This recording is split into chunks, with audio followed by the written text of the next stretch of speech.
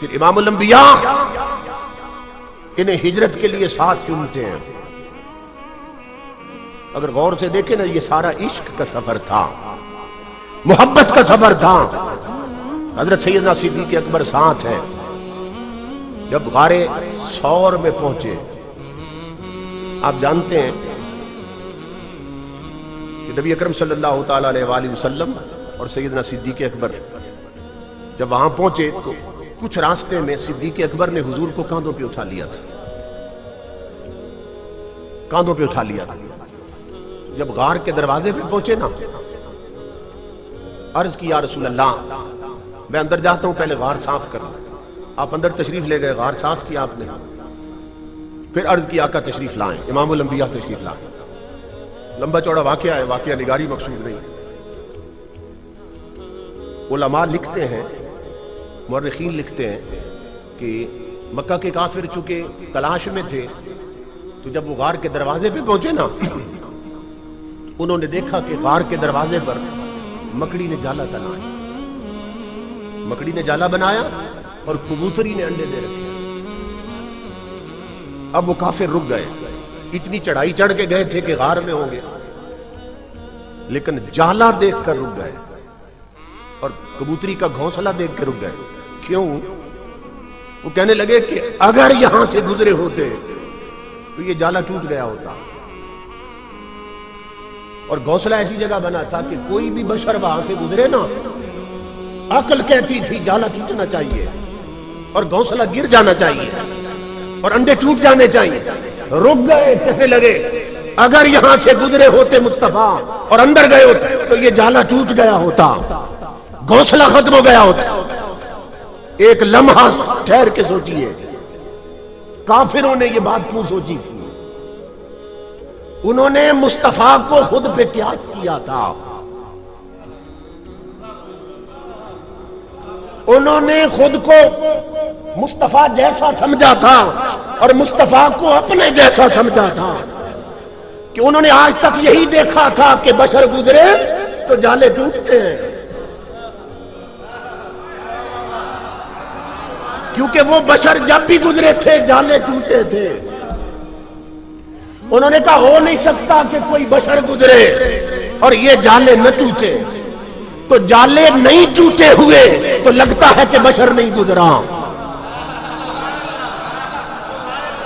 سمجھ رہے ہیں نا؟ ان بدبختوں نے حضور کو اپنے جیسا سمجھا تھا، اس لیے یہ قیاس کیا. مگر آؤ بتاؤں، یہ مولانا قاضی مظہر حسین، ان کے والد کرم دین بھیاں والے لکھتے ہیں، بعض مورخین نے تو لکھا کہ حضور اندر چلے گئے تو جالا رب نے بعد میں بنوایا، کبوتری نے انڈے بعد میں دی اللہ کے حکم پر. مگر وہ کہتے ہیں میں نہیں مانتا، کہتے ہیں جالا پہلے سے بنا تھا، گھونسلہ پہلے سے موجود تھا، حضور گزرے ہیں جالا نہیں ٹوٹا.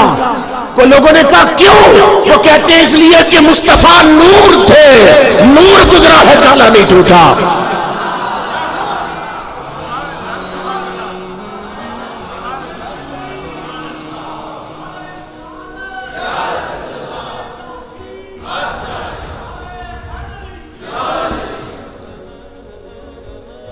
اس لیے کہ امام الانبیاء نور تھے، جس میں مصطفیٰ اتنا لطیف تھا کہ گزرے ہیں مگر جالا نہیں ٹوٹا. آپ اینک کے اس طرف بیٹھے ہیں، میری آنکھیں اینک کی دوسری طرف، میری نظر آپ کو دیکھ رہی ہے کہ کس سے گزر کر؟ شیشے سے گزری ہے مگر شیشہ نہیں ٹوٹا. یہ تو نور کا ایک ذرہ ہے میری آنکھوں میں، یہ تو نور کا ذرہ ہے میری آنکھوں میں، یہ گزر رہا ہے، گزرتا رہتا ہے، شیشہ نہیں ٹوٹا. وہ تو نور الانوار تھے، وہ تو نور الانوار تھے، وہ بھی گزرے ہیں نہیں ٹوٹا. اب کرم دین صاحب کہتے ہیں تمہارے ذہن میں سوال آئے گا کہ صدیق اکبر بھی تو گزرے تھے. یہ عشق کے رنگ ہے. کہا صدیق اکبر بھی تو گزرے تھے اور وہ پہلے گزرے تھے غار صاف کرنے کے لیے. سمجھ رہے ہیں؟ حضور بعد میں گزرے تھے. ابو بکر بھی تو گزرے تھے، جالا کیوں نہیں ٹوٹا؟ وہ کہتے ہیں دیکھتے نہیں ہو غار چڑھتے ہوئے پہاڑ پر ابو بکر نے مصطفیٰ کو اٹھا لیا تھا، اور مصطفیٰ صرف نور نہ تھے، جس پہ آ جائیں اسے بھی نور کر دیتے ہیں۔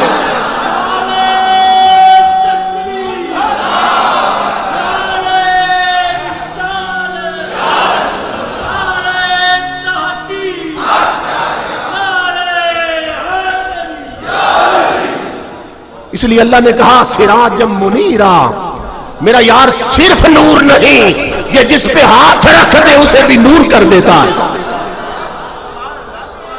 کہا وہ یار کو چڑھاتے ہوئے پہاڑ کی بلندی، چونکہ کاندھے پہ اٹھا لیا تھا صدیق اکبر نے، اور وجود مصطفیٰ مس کرتا رہا تھا وجود صدیق کے ساتھ، تو امام الانبیاء کے جسم کا یہ اثر پہنچا صدیق اکبر کہ اس لمحے صدیق بھی نور بن گئے تھے رضی اللہ تعالیٰ۔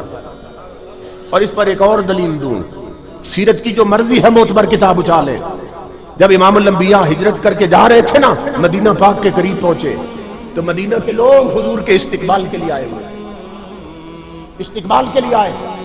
صدیق اکبر بھی جا رہے تھے، مدینہ میں داخل ہونے لگے تو لوگوں جنہوں نے بار بار دیکھا تھا حضور کو، صدیق اکبر کو، تمام سیرت نگار لکھتے ہیں کہ انہیں یہ مغالطہ لگ گیا اور خبر نہیں ہو رہی تھی کہ ان دونوں میں صدیق کون ہے، مصطفیٰ کون ہے،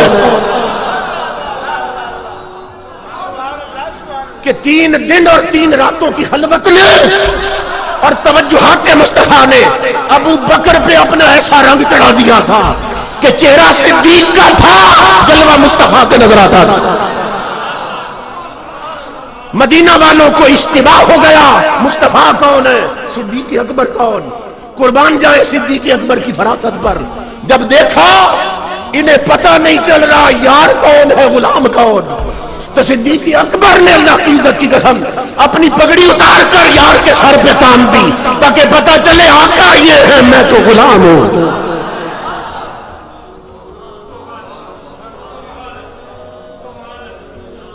تاکہ پتہ چلے یہ آقا ہے جو پگڑی تلے ہیں، جو تان کے کھڑا ہے، یہ غلام ہے۔ اسی کو صوفیات توجہ اتحادی کہتے ہیں۔